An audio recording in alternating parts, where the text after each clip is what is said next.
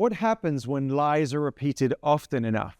They become a weapon, and not just a rhetorical one, but a deadly one.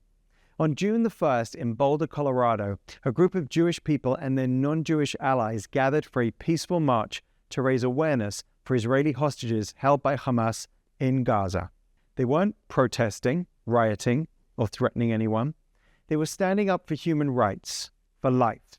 And then, Molotov cocktails, firebombs, followed by screams of "Go to hell, Zionists, and you all deserve to die." Let's not mince words. This was terrorism. The attacker Mohammed Sabri Suleiman tried to murder Jews in broad daylight. He'd been planning the attack for over a year. 15 people were injured, among them a Holocaust survivor, someone who'd already survived the worst evil the world has known. And this happened not in 1945, but in 2025. The horror in Boulder came just days after another brutal act of anti-Semitic terrorism.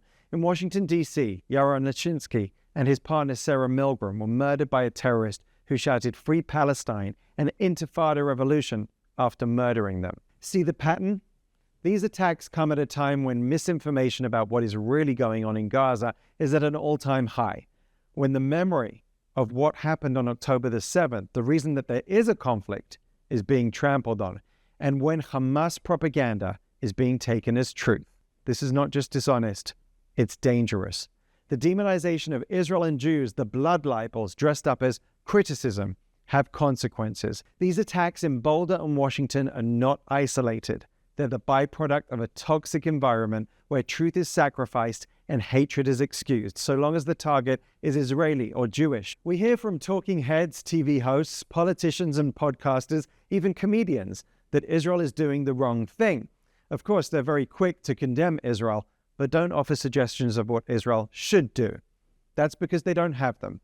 And for some, it's because rather than seeing Israel defend themselves, they prefer to see the Jewish state defenseless. Well, we know where being defenseless gets us, and we know what propaganda and demonization leads to. We're seeing that play out right now.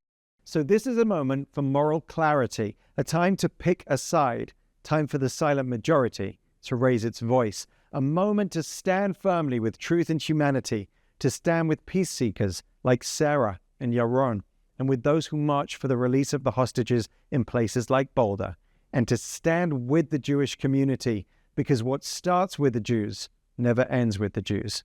And if we don't call this out loudly and clearly and consistently, who will?